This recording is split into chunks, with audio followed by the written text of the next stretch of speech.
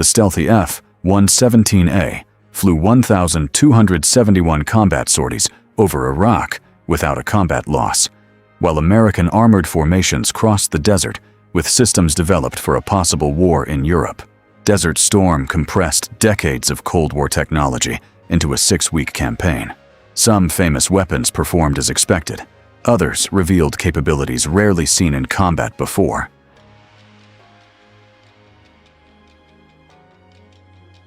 A 10A Thunderbolt II. Built around its cannon, it attacked Iraqi armor while surviving ground fire during close support missions. F-111F Aardvark, terrain-following flight and pave tack targeting, let crews strike facilities, bridges, shelters, and armor. F-15E Strike Eagle. Newly operational Strike Eagles flew deep interdiction missions against airfields, armor, infrastructure, and Scud areas. B-52G Stratofortress. Long-range bomber formations delivered massive conventional loads against Iraqi troops, airfields, command sites, and positions. A 6E Intruder. All-weather carrier attack capability allowed Navy crews to strike airfields, naval targets, and bridges. If you are interested in the systems that shaped modern warfare, you can subscribe so you do not miss future military history videos. A 7E Corsair II. Veteran Navy attack jets flew their final combat deployment, delivering ordnance from carriers. A V-8B Harrier II. Marine Harriers operated from expeditionary bases and amphibious ships, providing responsive close support. A C-130H Spectre. Heavy side-firing weapons provided nighttime fire support, though one gunship was lost near Khafji. AV-10A Bronco. Marine Broncos directed strikes and performed forward air control missions near Iraqi ground defenses.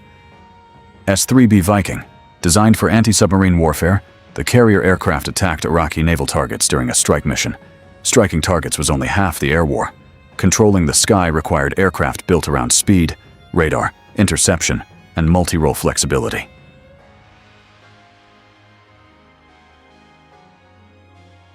F-15C Eagle. Air superiority Eagles dominated Iraqi fighter opposition, with the type credited with most Air Force victories. F-15D Eagle. Two-seat Eagles deployed alongside fighters, retaining combat capability while supporting air superiority operations theater-wide. F-16A Fighting Falcon.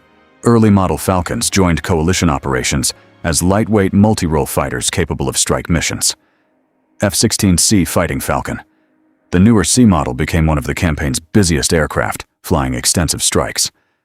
F-16D Fighting Falcon. Two-seat D model. Falcons supported units with the same multi-role airframe and systems as C models. F-14A Tomcat. Carrier-based Tomcats protected fleet airspace, escorted strike packages, and conducted patrols over the Gulf. F-14A Plus Tomcat. Upgraded engines improved acceleration and reliability while preserving the Tomcat's fleet defense role. F-A-18A Hornet. Early Hornets combined fighter and attack roles from carriers, demonstrating flexibility against varied targets. F-A-18C Hornet.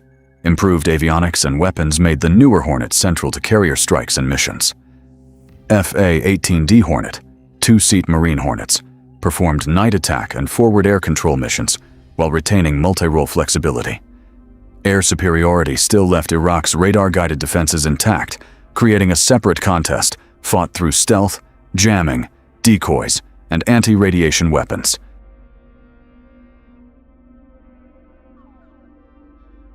F-117, a Nighthawk. Stealth enabled precision attacks against defended Iraqi targets, completing 1,271 sorties without combat loss. F-4GI Wild Weasel.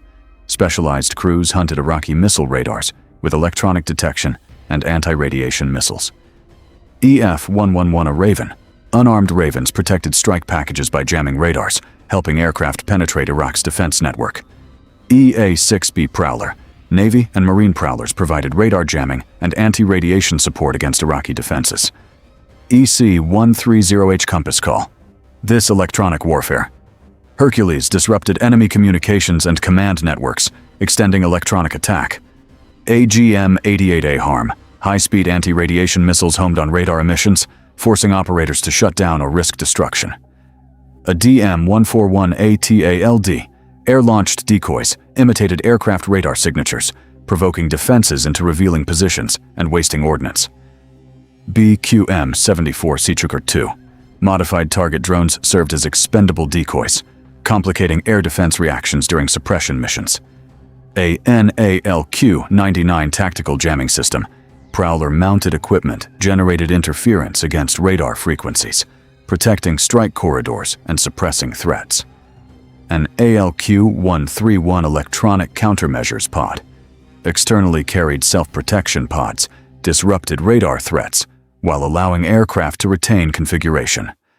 Electronic dominance opened corridors overhead, while on the ground, armored formations depended on thermal sights, heavy weapons, and specialized breaching equipment.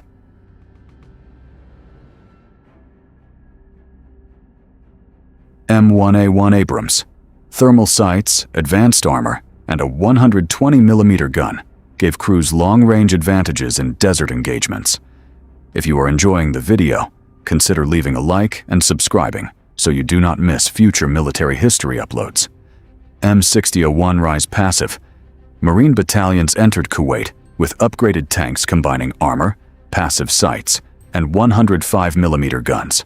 M6001 Rise Passive with ERA, explosive reactive armor added shaped charge protection while preserving 105mm firepower and layout. M60A1 Rise Passive with Mine Plow. Forked mine plows opened lanes through obstacles while the tank retained direct fire capability. M60A1 Dozer Tank. A broad bulldozer blade pushed earth and obstacles during breaching while retaining armament. M551A1 Sheridan. The 82nd Airborne's light armored vehicle supplied firepower despite protection limitations from older design. M2A2 Bradley. Improved armor and TIAO missiles let infantry fighting vehicles accompany Abrams while engaging armor. M3A2 Bradley. Cavalry units used this reconnaissance-focused Bradley to scout and destroy threats with cannon and missiles. M728 Combat Engineer Vehicle. This armored engineer vehicle combined a demolition gun, dozer blade, and equipment for breaching. M901 Improved Tow Vehicle. Its elevated twin TOW launcher allowed anti-tank teams to engage vehicles while remaining concealed. Heavy armor broke through prepared defenses, but helicopters gave commanders the ability to attack, move troops, resupply units, and recover personnel beyond roads.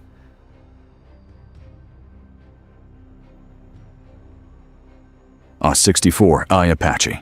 Apache crews opened the air war against Iraqi early warning sites, then attacked armor throughout campaign. A H-1F Cobra. Army Cobras provided armed escort and attack support, using missiles, rockets, and cannon. A H-1W Super Cobra. Marine crews combined TOW and Hellfire missiles with cannon and rockets to support formations. A-60, a Blackhawk. Blackhawks moved troops, casualties, and supplies, giving Army formations flexible utility lift. Chapter 47, D Chinook, heavy tandem rotor. Chinooks carried troops, artillery, fuel, and supplies across desert assaults. Chapter 47 by Sea Night, Marine crews conducted assault support, resupply, casualty evacuation, and personnel movement. CH-53, DC Stallion, Marine heavy lift crews moved troops and cargo despite sand, heat, and conditions.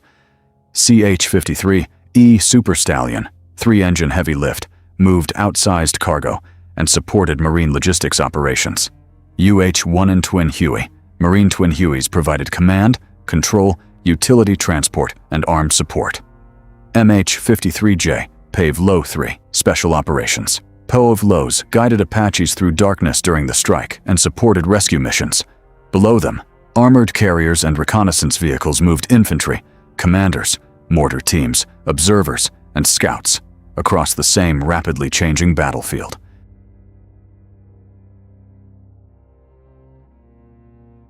M113A2 Armored Personnel Carrier. This tracked carrier moved infantry and specialists across desert terrain while supporting battlefield roles. Which of these systems has surprised you most so far? Let us know in the comments, leave a like, and subscribe for more military history content. M577A2 Command Post Carrier. The raised roof command carrier provided workspace and communications for headquarters with armored formations.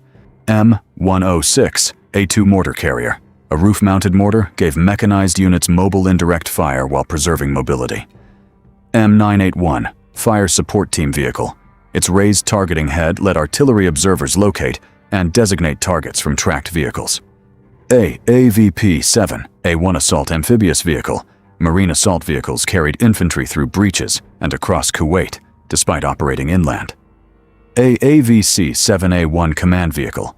Command variants provided protected communications, allowing Marine headquarters to control dispersed forces.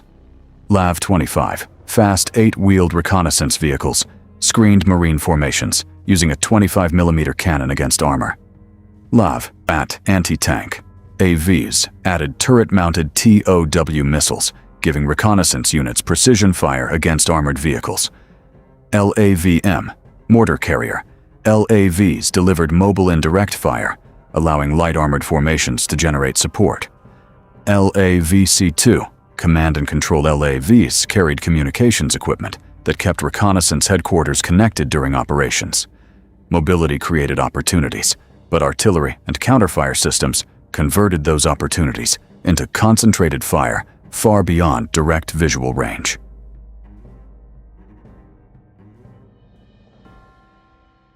M109, A2 self-propelled howitzer. Armored divisions used these 155mm howitzers for mobile indirect fire, keeping artillery synchronized. M109A3, self-propelled howitzer. Upgraded conversions improved reliability and supportability while delivering 155mm firepower during deployments.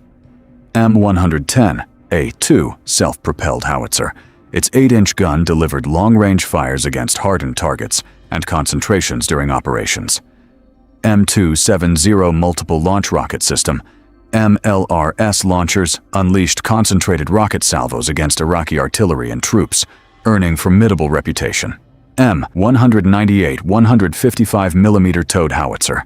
Marine batteries fired long-range artillery raids before the offensive, then supported forces in Kuwait. M119 105mm light howitzer. Newly fielded lightweight guns made their combat debut, giving air mobile formations support. M102 105mm howitzer. Vietnam-era lightweight howitzers remained operational, providing artillery support during Desert Storm. M224 60mm mortar. Lightweight company mortars gave infantry units available indirect fire without requiring artillery support. And TPQ-36 Firefinder radar, mobile counterfire radar, detected enemy trajectories, helping batteries locate firing positions for retaliation. And TPQ-37 Firefinder radar, longer-range counterfire radar, tracked artillery and rocket trajectories, feeding locations to units. Those fires depended on an enormous airborne network that watched Iraqi forces, managed aircraft, collected signals, and continuously transferred fuel.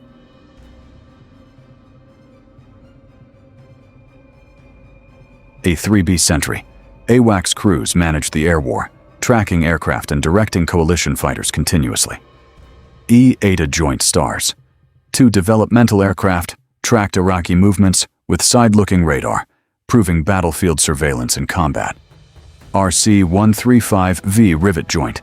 Signals intelligence crews monitored Iraqi emissions, giving commanders information about activity and air defense networks. E-2 Sea Hawkeye. Carrier-based Hawkeyes extended radar coverage over naval forces and routes, coordinating control missions. KC-135 GOR Stratotanker. Stratotankers sustained coalition aircraft over distances, transferring fuel that kept fighters and platforms airborne. KC-10A Extender. Large capacity extenders combined aerial refueling with cargo capability, supporting deployment and tempo. KA-6D Intruder. Carrier-based tanker intruders transferred fuel to Navy aircraft, extending range and providing reserves. RUF-4 Sea Phantom II. Reconnaissance Phantoms photographed targets and bomb damage, with some aircraft flying high totals. Episode 3 E-Ares II. Navy signals. Intelligence aircraft collected electronic information from standoff positions, supporting theater intelligence. Control of the sky did not remove every threat. Deployed forces still required protection from missiles, aircraft, helicopters, and armored targets.